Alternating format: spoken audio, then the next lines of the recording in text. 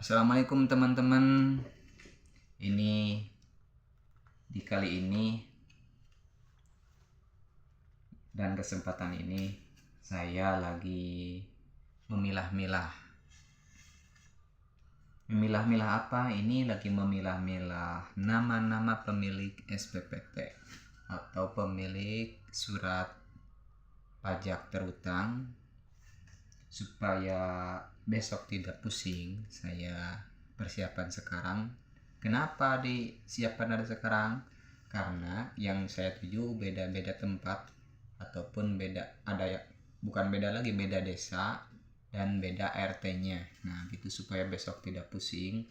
Karena kan di dalam SPPT itu kadang ada yang namanya sama, terus nomornya takutnya ketukar tak gitu, nomor SPPT-nya, nomor blok tanahnya, dikarenakan namanya sama.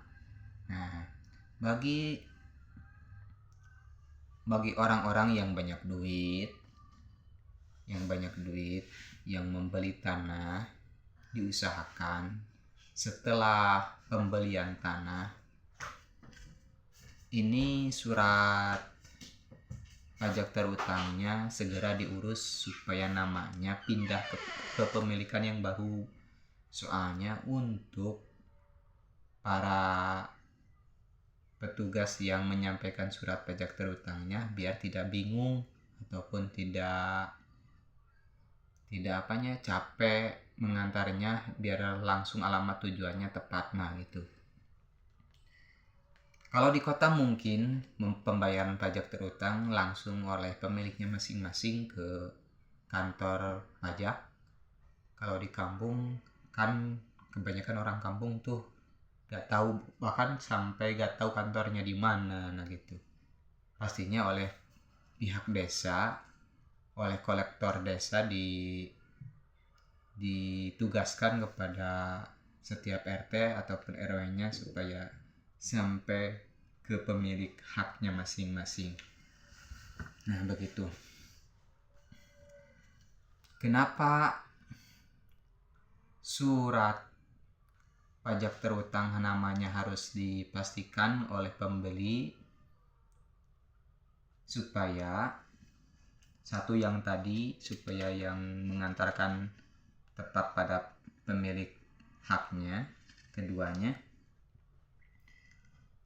supaya administrasi di surat-surat tanahnya sesuai nama dan alamatnya, dan supaya kedepannya status tanah yang kedepannya tidak bingung. Mungkin saja untuk yang sekarang yang belinya ini nih, dibeli dari sini, dari orang ini, dibeli oleh ama si ini nih, bisa saja untuk yang sekarang karena dia masih ada ataupun tahu rumahnya, alamatnya di mana. Tapi mungkin saja kalau gak diurus untuk yang kedepannya, kan kadang RT tuh ganti ataupun pengurus di KRT-an tuh ganti. Kalau dia gak tahu, nah dia bingung harus nanya ke siapa gitu, supaya alamat tujuan tidak bingung gitu. Dan juga untuk orang-orang kampung yang zaman dulu, orang-orang tua yang zaman dulu tuh gak begitu mengerti soal kepemilikan, soal surat kepemilikan tanah. Aslinya itu begitu. Mereka menganggap ini hanya selembar surat ini aja, SPPT saja. Memang hak pemilik sahnya itu sesuai sertifikat. Ini kan tanah adat yang belum bersertifikat, namun ada sebagian yang sudah bersertifikat. Walaupun kemarin ada pembuatan sertifikat massal, namun di sini tidak semuanya bikin sertifikat. Gak tahu kenapa, mungkin karena mereka gak begitu paham pentingnya surat-surat tanah. Nah gitu. Nah, bagi yang membeli, yang mau membeli tanah ataupun yang sudah beli tanah, kalau surat SPPT-nya atau surat pajak terutangnya yang beli tanah adat belum sesuai nama pembeli yang baru atau pemilik yang baru, dimohon segera diproses perubahan namanya supaya pengantar surat pajak terutang tidak bingung menyampaikan surat pajak terutang ke alamat tujuannya. Nah begitu, supaya tidak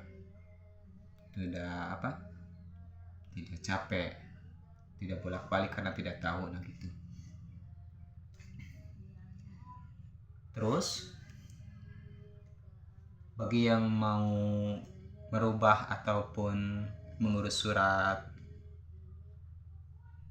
SPPT supaya namanya sesuai kepemilikan yang baru atau pembeli yang baru, harus dibawa persyaratannya. 1, kalau itu dapatnya beli, surat jual belinya harus bawa, materainya, maksudnya kwitansi pembeliannya dibawa, saksinya harus jelas, terus dibeli dari siapanya harus ada, saksi dari pihak 1 dan pihak 2-nya harus ada juga.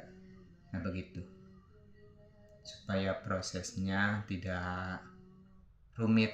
Ntar kalau gak lengkap nanti ke desa mau merubahnya jadi ribet katanya, padahal gak ribet, kitanya gak tahu persyaratannya apa aja. Nah gitu, jadi kita harus bolak-balik padahal gak ribet, cuman kitanya tidak tahu gitu. Dan kebanyakan orang-orang tua zaman dulu tuh gak mau ngurus soal perubahan nama SPPT ataupun surat pajak terutang tanah adat, dikarenakan mereka 1 mungkin biaya, 2 memang dia tidak tahu administrasi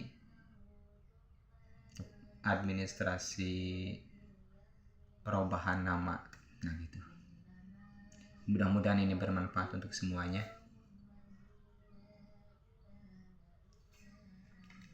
Sekian dulu dari saya. Assalamualaikum warahmatullahi wabarakatuh.